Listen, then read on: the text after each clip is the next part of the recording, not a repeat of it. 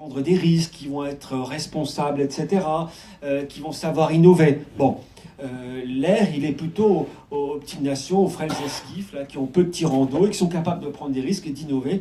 La France, elle est... Voilà, il y a des rigidités partout, et ça ne fonctionne plus. Donc la France est un pays qui, en plus, n'arrive pas à se réformer. Et nous, Bretons, nous sommes là-dedans. Voilà. La France, je pense qu'elle est vraiment atteinte dans son idée d'elle-même.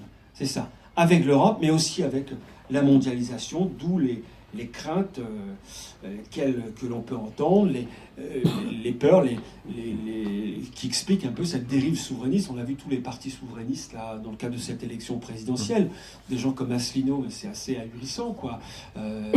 Bon, et je pense qu'ils ont peur, vraiment, un sentiment de peur pour leur identité, et ce qui fait que ils se sentent atteints au plus profond d'eux-mêmes, et leur discours, ils portent quand même chez certaines populations, chez certaines personnes qui sont en souffrance, en grande difficulté.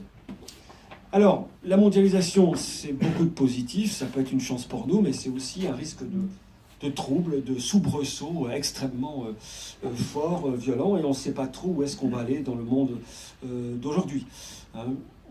C'est pas un hasard d'ailleurs si les partisans de la démondialisation aujourd'hui, du souverainisme, ils sont hostiles au cosmopolitisme.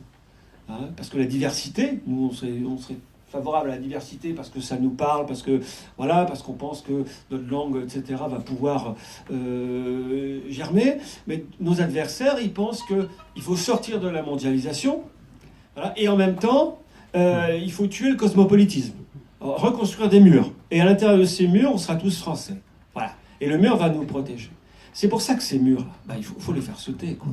Et c'est pour ça que la mondialisation, il faut bien comprendre que c'est avant tout un atout pour nous, même si, évidemment, c'est difficile, parce qu'on est aussi en souffrance quelque part. Beaucoup d'entreprises n'ont pas les reins solides, etc. Voilà.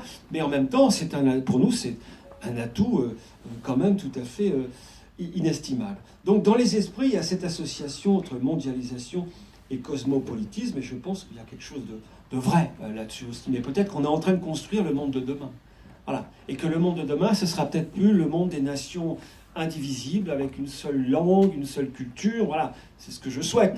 Et qu'on on arrive à autre chose, à dépasser ces murs. Donc il faut qu'on puisse, nous, essayer de voir au-delà de ces murs.